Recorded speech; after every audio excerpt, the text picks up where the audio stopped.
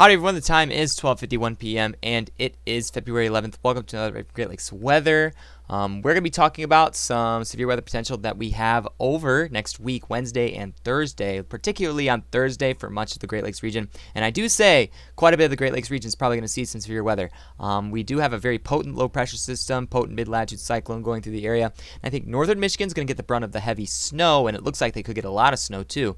Again, that's probably going to change soon, but farther south, you're going to have a really broad warm sector, and that's going to allow for warm, moist air to surge up from the north, and in combination with a lot of speed shear, you're going to see quite a bit of storm development potentially across parts of that area. So make sure to subscribe and stay updated and continue to provide updates on this throughout the next few days, because we could see some severe weather, some pretty decent severe weather from this event if the models hold together the way that they're showing. So we're just going to touch on that real quick during this video. Alrighty, so let's get right to it with what is going on with the weather. Okay, so this is the SPC's website. So this is the information that they're getting.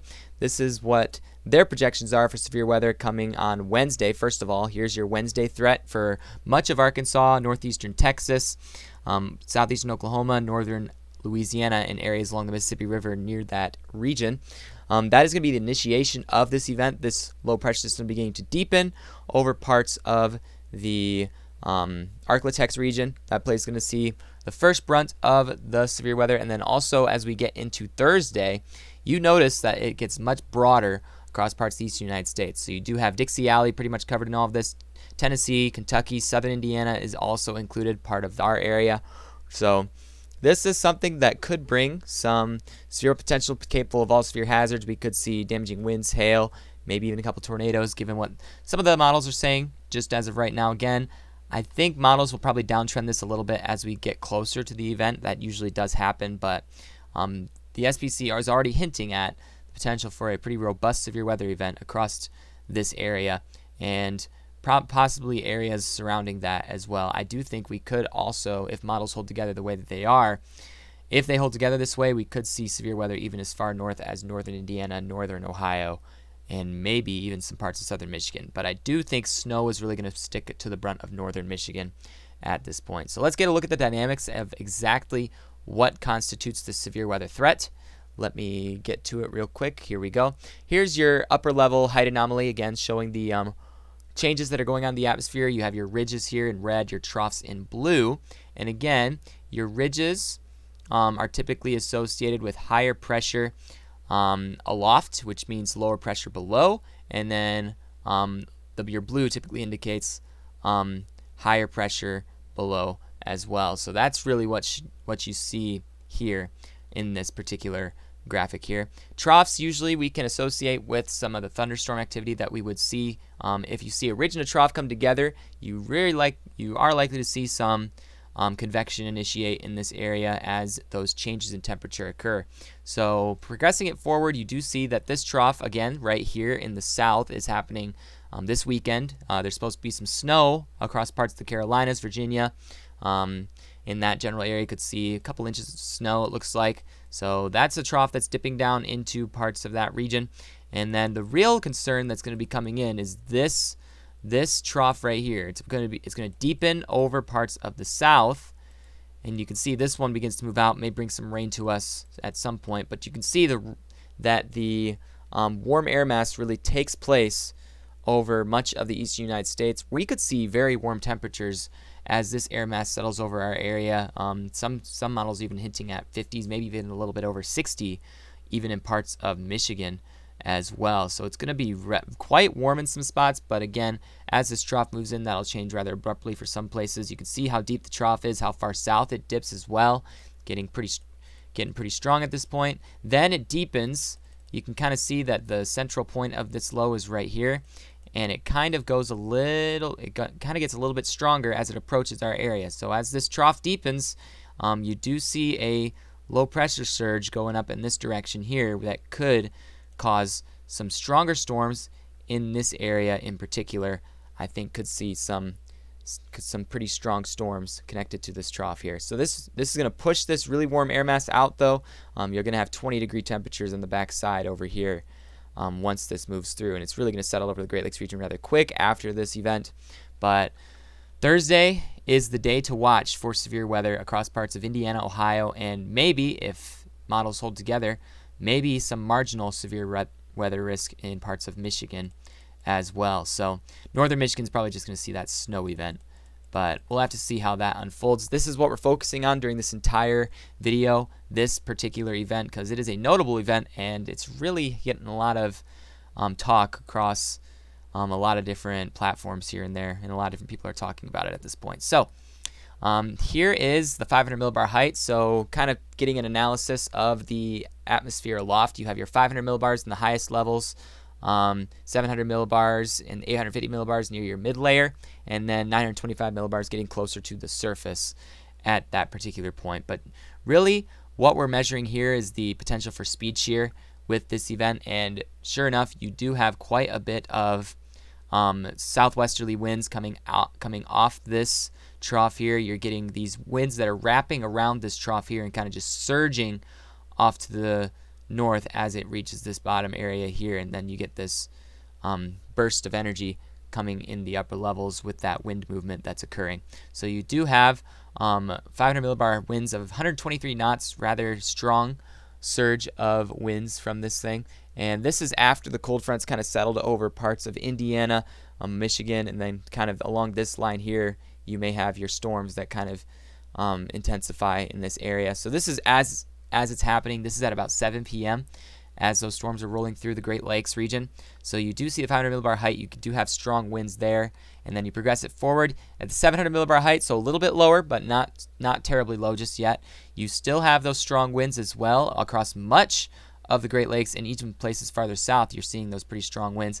The combination of all these different gusty winds that are from the southwest will lead to some changes in the atmosphere, and the movement in the atmosphere is what's going to drive this severe weather. You also have southerly winds ahead of this at the 850 millibar level. You do have that southern winds, not very strong winds according to what is shown from these models here. The stronger winds are going to stay farther south at the surface, but you do still have some fairly reasonable wind speeds from the south here that you can see in parts of Ohio ahead of this cold front.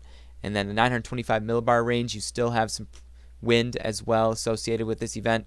Those winds are really going to constitute this severe weather event. That depends on the strength of those winds, the location of those winds, and if the warm sector can lift itself far enough north to initiate this event as well, that will also contribute to development of more intense weather. So let's back it up and let's go to the dew point amounts here.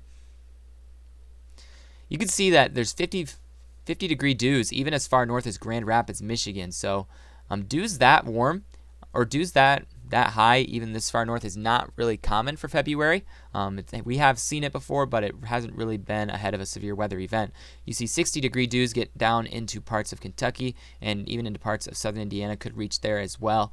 So this warm sector is very large for February, and it's something that we wouldn't normally see, and right behind a cold front, it really could drive some intense weather as far north as southern Michigan. If I get a sounding of this event ahead of it, if I go closer to western Michigan here, places far north to western Michigan, you do see that directional shear at the surface, and then rising up, you start seeing that change in winds, a little bit of directional shear in the atmosphere here. You do have the potential for some low-topped clouds here. Not much instability. You do have a little bit of surface-based CAPE of 3. That's really next to nothing. But you do have a lot of storm relativity in around 200. Okay, so that does constitute some strength in the spin of the atmosphere as well. So, and this sounding does not look super strong for a tornado, but you do have low-level wind shear, and it kind of does wrap around a little bit as you get higher up in the different levels of the atmosphere. So that warm sector is quite large and is going to constitute some severe weather development. I would say anywhere in southern Indiana, southern Ohio could see some severe weather, and then definitely places farther south if the models hold together the way that it says. So this is Thursday. This is a projection for Thursday, February 16th in the afternoon. All right, so in the afternoons is when we see those typical strong setups. And you can kind of see, again, kind of the setup for that here as well. Bit more of a profound setup across southern Indiana, southern Ohio. You have those southerly winds, and they're kind of shifting more towards the west as that cold front approaches and you start seeing a shift in winds. So that is something that is being watched with this. You can look at the Cape values. Cape values still. One thing that we're going to have to watch for and see if it allows storms to evolve is the instability amount. If there's not too much instability in the atmosphere, it may not initiate storms intense. But then again, with the amount of directional and speed shear that we could have with this, could contribute to more intense development. And then the cloud base height. You go to the cloud base height, you do have low cloud bases with this. Cloud bases, this shows 63 meters, so not a very high cloud base. Those low cloud bases can contribute to some convection that reaches the surface, maybe even a formation of a weak tornado across parts of southern Indiana, southern Ohio. You could see a possible tornado or two there, and that's why the SPC has highlighted it as well. So you go a little bit further, you show the hodographs. Now the thing is about the hodographs, they really show up in parts of southern Michigan more of a damaging wind type threat. When you have a straight line like that going through, it does show more of a straight line wind threat. But then you start to see the curvature forming in parts of southern Indiana here with this sounding in particular. You get a specific sounding. It does show that marginal severe potential. Your Cape values are around 40, higher tops than what you would have farther north, and that low level wind shear indicating that potential for some more severe weather. Then you go even farther to the south in parts of Kentucky, for example. It doesn't really show that setup, but you still have that low level wind shear, that directional shear moving through. And then your SRH, your storm outlet sea, going from 300 to 400. Definitely a better environment down there. More spin in the atmosphere, more capability for severe weather and updrafts to form. So you get a measure of the storm relative helicity. Still a lot of helicity in southern parts of Indiana, southern Ohio, and ahead of this front, you still have them even farther to the east. Let's see if I want to back up this map to get a better idea of when this storm is actually hitting. So this is as the storm is ongoing through. So we're going to back it up a couple hours here. We're going to take a look at this real quick. So this is still the convection kind of initiating across much of it. You can see how profound this setup could be as it appears on the GFS model. Again, the GFS, we may look at some more specific models as we get close to the event with the HRRR, but not just yet. And notice up here on the cold side of the storm, you do have that snow in the Upper Peninsula. There could be quite a bit of snow with this particular setup. You do have a warming that's going on prior to the storm actually beginning, or prior to the precipitation falling, which could lead to some potential sleet formation as well. So that could be something you might see down up there. It looks like some icing could occur as well, but really the focus is the snow on the northern side and then the severe weather possibly on the bottom side. Right here in the middle, I don't really think there's going to be too much. Middle Michigan, you're probably just going to see some rain and some thunder and lightning, but I don't think you're going to see anything severe here. It's going to be too cold, and I don't think it's going to really foster a significant setup for that kind of stuff in this area. But it still is something to watch and pay attention to with this event. Again, here's the bulk shear that's in the atmosphere right ahead of this event. You can still take some soundings and still see that low level shear that's occurring in southern Michigan. You go farther off down here, and you do see a dramatic change right ahead of the front as it does move through. So get a sounding from Ohio, still showing that shear there that is in place. But I'm progressing it forward just a little bit. Here's the Euro model, making a comparison between the GFS and the Euro. Actually, this is the GFS once again. But again, you have that snow possible across parts of eastern United States. And then you do have this new low that forms on Tuesday. Not really going to be a strong low. Going to bring some rain, maybe a rumble of thunder places southward, but not really anything significant. Then that low pressure system that's supposed to be pretty strong deepens and intensifies across the eastern continental United States, and that's where you see those storms develop. Comparing it to the Euro model, here's the Euro showing it a little bit different. Here's that first snow system that moves through southeastern United States, and then the one here that is supposed to come on Monday into Tuesday. Wednesday, you see that storm start to intensify. You see actually some clusters of thunderstorms develop ahead of it. This is something the Euro is showing a little bit different than the GFS. Clusters of thunderstorms kind of popping up, surging through Indiana. Lots of heavy rain, probably some thunder and lightning connected with this as well ahead of this event here. So it'll gradually warm up. You're entering the warm sector at this point, and then you do notice these storms kind of taken off here in northern Indiana, northern Michigan. It does show that shear. You go down into Indiana, and you see that marginal tornado potential showing up in the soundings. You do have CAPE in the atmosphere, and you have high top clouds. It's looking better on than the Euro than it is on the GFS at the current moment, but you do have these storms that could constitute some interesting weather activity over the next several days. Here's again a zoom in on when the storm's actually approaching parts of the Great Lakes region. This cold front right here, here's the low, and then you have that snow that's moving in.